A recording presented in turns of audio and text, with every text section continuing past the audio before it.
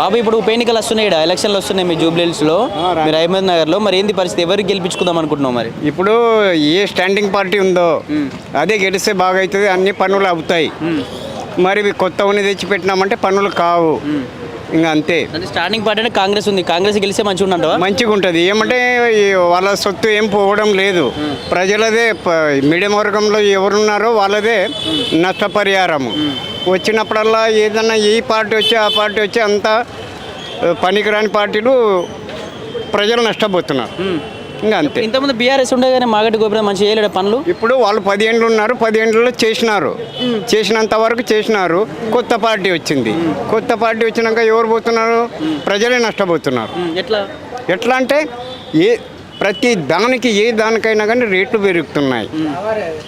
Medium వర్గంకి అయితే ఇంకా వాళ్ళకి ఇండ్లు వాకిండ్లు ఏం లేదు, ఏ దాంట్లో అయినా కానీ పోతే తినాలా లేకుంటే లేదు కూలికి.